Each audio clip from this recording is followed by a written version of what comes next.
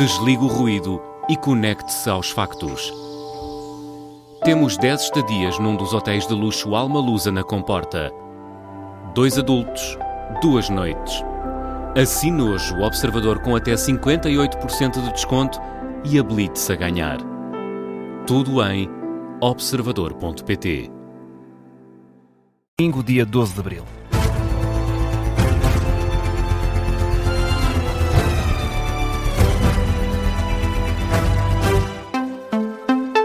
Edição das 10 na Rádio Observador com o Miguel Videira. Sem acordo, a delegação norte-americana abandonou o Paquistão depois de uma maratona negocial de 21 horas entre Estados Unidos e Irão ter terminado sem fumo branco. O anúncio foi feito pelo vice-presidente norte-americano J.D. Vance na última madrugada. Lamenta que o Irão não tenha aceitado os termos apresentados por Washington e garante que os Estados Unidos foram flexíveis nesta negociação.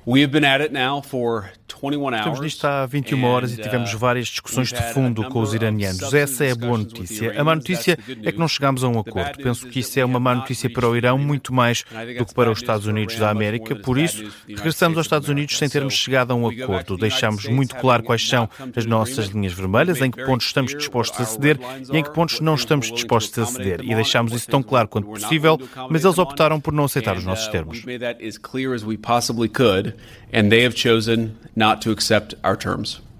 J.D. Vance explica que os Estados Unidos só vão chegar a um entendimento com o Irão se Teherão garantir que não desenvolve um programa nuclear. A verdade é que precisamos de ver um compromisso claro de que não irão procurar obter uma arma nuclear nem as ferramentas que lhes permitiriam alcançar rapidamente essa capacidade. Esse é o objetivo central do Presidente dos Estados Unidos e é isso que temos tentado alcançar através destas negociações. Mais uma vez, o programa nuclear, tal como existe, as instalações do enriquecimento que possuíam anteriormente foram destruídas. Mas a questão simples é, vemos um compromisso fundamental da vontade dos iranianos de não desenvolverem uma arma nuclear, não apenas agora, não apenas daqui a 2 anos, mas a longo prazo? Ainda não vimos isso. Esperamos vir a ver.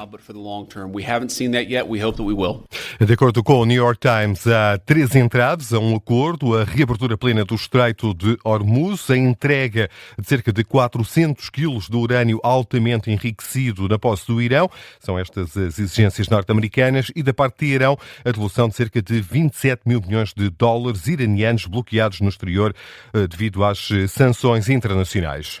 Entretanto, Miguel, o Irão deixa um aviso, garante que a situação no Estreito de Hormuz só vai mudar quando os Estados Unidos aceitarem um acordo razoável. É isso que diz a fonte iraniana, a agência estatal Mehr. Depois das negociações, Teherão não tem pressa para chegar a um entendimento, sem o qual nada vai mudar em Hormuz. A mesma fonte diz que não foi fixada uma data nem um local para uma possível próxima ronda de conversações.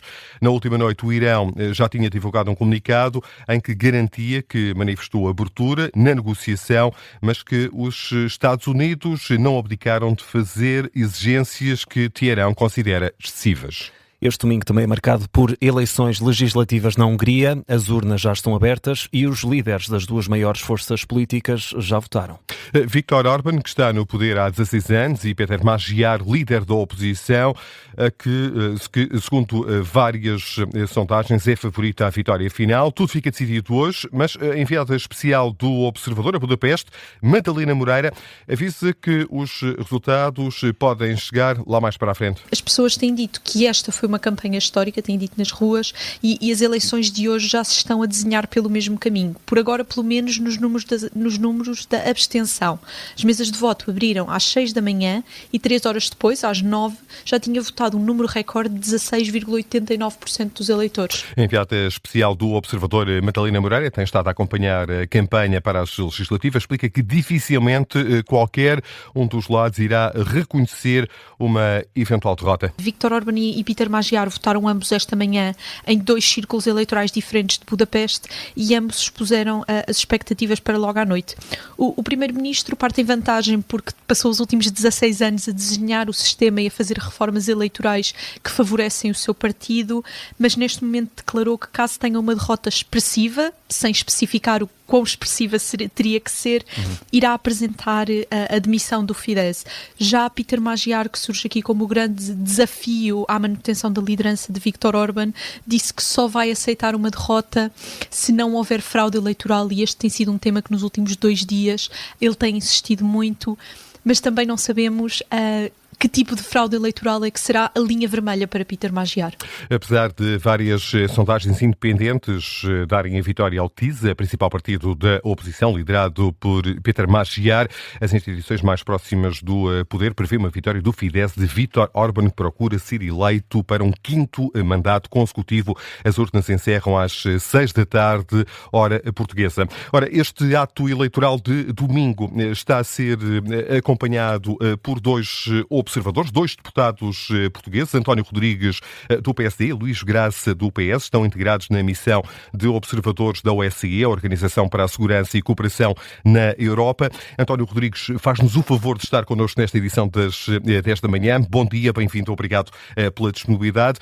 Como é que está a correr este ato eleitoral? Há estas suspeitas em torno de uma eventual fraude nestas eleições. Está tudo a correr bem até ao momento? Bom dia.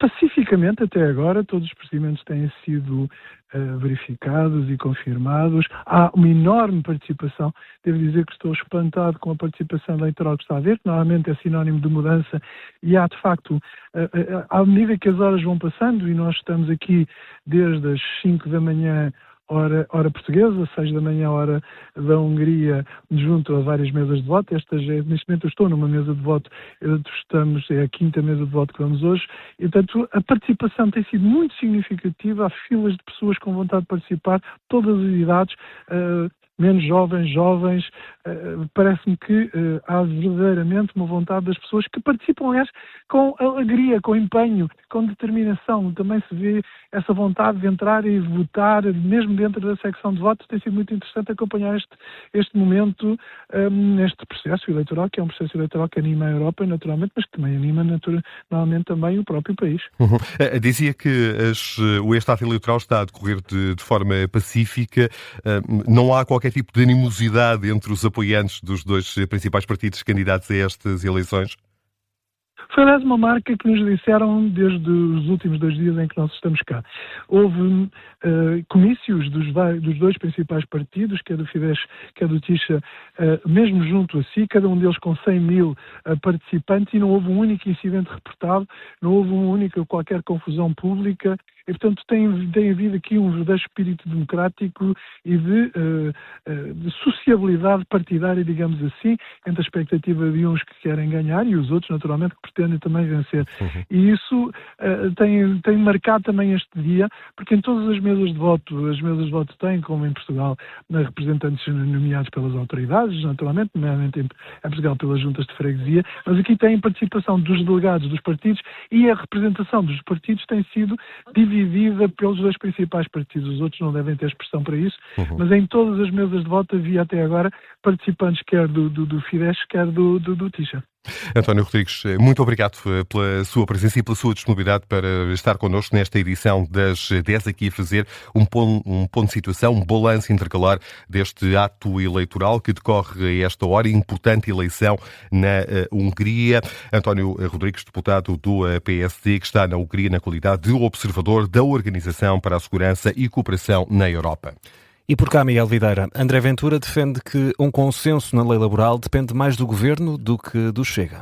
O líder do partido, principal partido da oposição no Parlamento, manifesta disponibilidade para chegar a um consenso em matéria laboral, mas impõe algumas condições e pede ao Executivo que pare de se vitimizar. Conseguirmos fechar, antes de ser submetido ao Parlamento, um acordo que consiga fazer uma revisão da lei laboral, mas que ao mesmo tempo salvaguarde que o trabalho por turnos e o trabalho extraordinário é apropriadamente valorizado, que garanta que os despedimentos não serão a regra e não serão um novo normal em Portugal. Nem os empresários querem isso. Às vezes acho que o Governo tem apenas a lógica de se querer vitimizar a todo o custo, de procurar uma iminente crise política. É em tudo, temos visto isso vimos na nacionalidade, vimos agora no subsídio social de mobilidade, ainda ontem no Parlamento. Eu acho que os portugueses, francamente, o que querem é que o governo trabalhe, o que querem é que as coisas aconteçam e o que querem é que as mudanças ocorram na sua vida. Foi o que disse André Ventura aos jornalistas à margem da inauguração da sede do Chega na Maia, num registro captado pela RTP. Futebol, jornada 29 em andamento. O Sporting venceu o Estrela da Amadora por 1-0 e coloca assim pressão sobre o Futebol Clube do Porto. Depois de uma primeira parte sem golos e sem remates enquadrados à baliza, só no segundo tempo Daniel Bragança deu descanso aos Leões. No final do encontro, Rui Borges, o técnico, admite que faltou inspiração, mas acrescenta: o resultado é o mais importante. Controlámos o jogo com posse, é certo, mas faltou-nos um bocadinho de inspiração, principalmente no último terço. Uma primeira parte onde o Estrela defendeu a área com 11 jogadores dentro da área difícil. Podemos ter tomado melhores decisões, algumas perdas de bola, mas sabíamos que ia ser isto. E a equipa teve essa mentalidade e aí é que se vê também os verdadeiros campeões. Rui Borges satisfeito mais com o desfecho deste encontro frente ao Estrela da Amadora. O Sporting ganhou do que com a exibição. A verdade é que o Sporting está agora a 2 pontos do líder Porto e com mais 5 pontos que Benfica, terceiro classificado, sendo que na próxima jornada há derby em Alvalade. E depois do Sporting, hoje é a vez de Porto e Benfica entrarem em campo.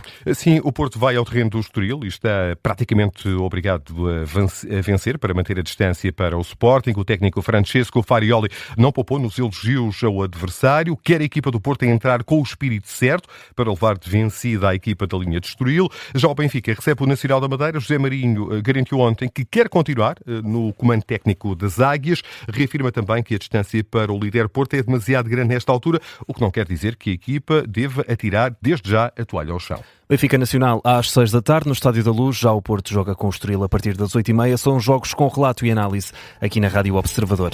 Agora 10h11, já a seguir há Gabinete de Guerra, Miguel, mas antes há outras notícias também em destaque. Este domingo há 2 concelhos com risco muito elevado de incêndio. Idanha Nova, no distrito de Castelo Branco, e Tavira, no distrito de Faro. O Instituto Português do Mar e da Atmosfera coloca ainda 13 concelhos dos distritos de Castelo Branco, Porto Alegre, Santarém e Faro em risco elevado. O vento, de que há pouco falava João, é sobretudo um fator a ter em conta este domingo. Uma delegação do Hamas vai reunir-se hoje com mediadores egípcios no Cairo. A informação é avançada por 2 responsáveis do movimento palestiniano à France Press. Neste encontro vão ser discutidas as alegadas violações israelitas do cessar-fogo em Gaza e a implementação das medidas pendentes da primeira fase de acordo. Morreu aos 82 anos o ator brasileiro Silvio Matos. Nos últimos anos o artista ficou mais conhecido nas redes sociais, principalmente pelas personagens cómicas e satíricas que representava. As causas da morte não são conhecidas.